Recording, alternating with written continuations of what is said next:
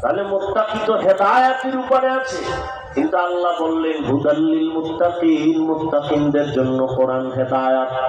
মুত্তাকি তো আগের থেকেই হেদায়েতের উপরে আছে, আবার কিসের হেদায়েত করবে? কোরআন। মুত্তাকি ব্যক্তি তো হেদায়েতের উপরে আছে, এই জন্যই তো সে মুত্তাকি। আবার কিসের হেদায়েত করবে? কোরআন। মুফাসসিরিনে কেরাম বলেন তার দুই ব্যাখ্যা। এক নাম্বার, ও মুত্তাকি, তুমি যে গুনাহ করো না তার বড় ভয় আছে, না জানি গুনাহ হয়ে যায়। তুমি লাইনে দাঁড়ানো আছো, কিন্তু ভয় কখন জানি তুমি শিরকে পড়ে যাও, লাইনচ্যুত হয়ে যাও। তবে কোরআন যদি ধরে রাখো, আমি আল্লাহ তোমাকে কুদরতের দ্বারা ইস্তেকামতের মাকাম দান করব, মজবুতি দান করব, যেন পড়ে না যাও। এই জন্যই তো প্রত্যেক নামাজের প্রত্যেক রাকাতেই তুই দোয়া করি, ইহদিনাস সিরাতাল মুস্তাকিম। ও আল্লাহ, এমন হেদায়েতের পথ দাও যেই পথটা হলো মুস্তাকিম, ইস্তেকামত, মজবুত, পড়ে না যায়। কারণ আমি জীবনভর নামাজ পড়ি, রোজা রাখি, কিন্তু হঠাৎ করে যদি আমি ঈমান থেকে একটু লাইনচ্যুত হয়ে যাই। কত আল্লাহর বান্দা আছে, পীরের কাছে যায়, জিকির করে, তাবলীগে যায়, হজে যায়, কিন্তু এত ঈমান মাঝে মাঝে আশ্চর্য হয়ে যায়, মাইয়া ভোলার বিয়ার সময় ঈমানের হালাত বড় খারাপ। মাইয়া ভোলা যখন বিয়ে দেয়, 5 তলা বিল্ডিং গরম হয়ে যায় রাত 12টায়। কিও ইমাম সাহেব, এত আওয়াজ কেন? বিল্ডিং কাঁপে কেন? আমি দাওয়াত পান নাই আমার মাইয়ার গায়ে হলুদ নাই? যৌতুকের নামে পচা পায়খানা খায়, উপরে পায় কিচ্ছু লাগবে না, কিচ্ছু লাগবে না, ভিতরে ভিতরে পায় এটা দিল না, এটা মানবতা হইল? এটা দিল না, এটা মানবতা হইল? আর যারা ওপেন খায়, এটা তো কোনো সীমা নাই। বিয়ার আগে বলে পিজার যাওয়ার ভিসা দাও, বউ লয়ে যাবি এত তাড়াতাড়ি, তো বউ দিয়ে যাবি কার কাছে? কে পাহারা দেবে? বলে ছোট ভাই আছে না। এই জন্য বললাম ঈমান বড় কঠিন। আমি বয়ান করি, মাওলানা হয়েছি, কিন্তু হেদায়েতের উপরে থাকা বড় কঠিন। রহমতের নবী যদি বারবার এই দোয়া করেন, ইহদিনাস সিরাতাল মুস্তাকিম, তাহলে আপনার আমার কত দোয়া করা উচিত। আল্লাহ কয়, আমি আল্লাহ ইস্তেকামতের মাকাম দান করব যদি কোরআনের উপরে জীবন চালাও। আল ইস্তেকামাতু খায়রুম মিন আলফি কারামাহ। ইস্তেকামত এত একটা দামি সম্পদ যে আল্লাহর খাঁটি ওলিদের 1000 কারামতের থেকেও দামি। দ্বিতীয় ব্যাখ্যা হলো, ও মুত্তাকি, আমি আল্লাহ কুদরতি জিম্মায় তোমাকে কিয়ামতের ময়দানে বিনা হিসাবে জান্নাত দিয়ে দিব। আতিনা ফি দারে দুনিয়া না হাসান, আতিনা ফি দারে উকবা না হাসান, ইয়া গিয়াসাল মুস্তাগীসিন ইহদিনা লিফতিখারা বিল উলুমে ওয়াল গিনা। हर गरीबे नेको तू तैयार है, जो न मांगे उससे तू बेजार है। তাকওয়ার বড় দাম। তাকওয়া কোন বাজারে পাইবা? ওলিয়া উলিয়ার নামের একটা বাজার আছে, ওখানে যাও।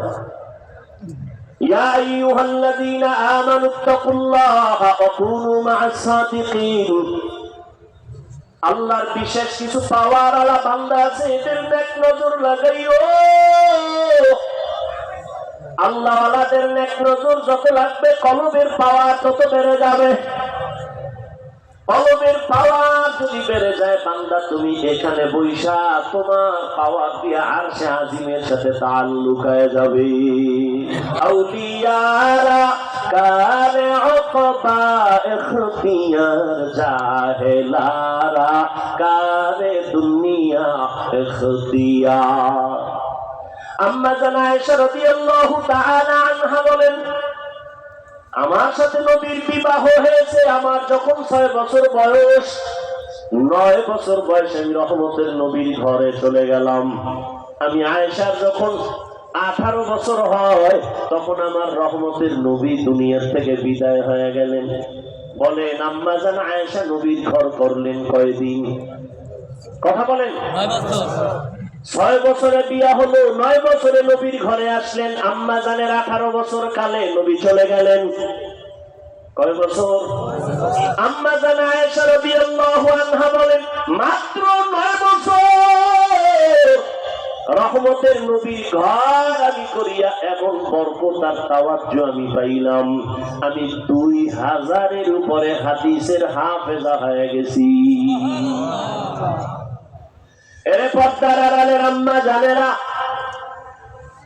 জমিনের মধ্যে ফল হওয়ার গাছ লাগে, জমিনে মানুষ আদর্শ মানুষ গড়ার একমাত্র গাছ হলো আম্মা জানেরা। ইমাম গাযালী রাহমাতুল্লাহ আলাইহি বলেন প্রত্যেকটা সন্তানের জন্য তার মা হলো প্রাথমিক শিক্ষিকা। নবীও বলেন দুনিয়াতে নারী হলো অমূল্য সম্পদ। আরে আম্মা জান, এই দুনিয়াতে ভালো ভালো সন্তান আখিরাতের লাইনে আর দুনিয়ার লাইনে সব হলো মায়ের অবদানের কারণে। আরে আম্মা জান, কখন বলবো সময় কম।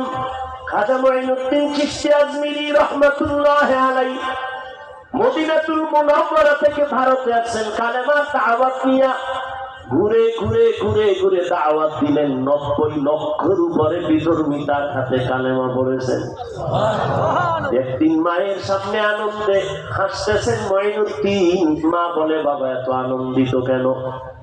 মুঈনুদ্দিন কা আম্মা জান, আমার হাতে বিধর্মী লক্ষ লক্ষ মুসলমান হয়েছে। আম্মা জান দেখে বলে এটা তোমার কিছু না, আমি মায়ের অবদান। মুঈনুদ্দিন বলেন মা তোমার অবদান কি? বলে সন্তান, আল্লাহর জাতের কসম, তুই আমার গর্ভে যেদিন আসছো আমি মা এক রাত আর ঘুমাই নাই। রাতের বেলা যায় নামাজে সেজদায় পড়ে কান্না করেছি, মালিক আমার গর্ভের সন্তান তোমার খাস ওলি বানাইয়া পাঠাইও।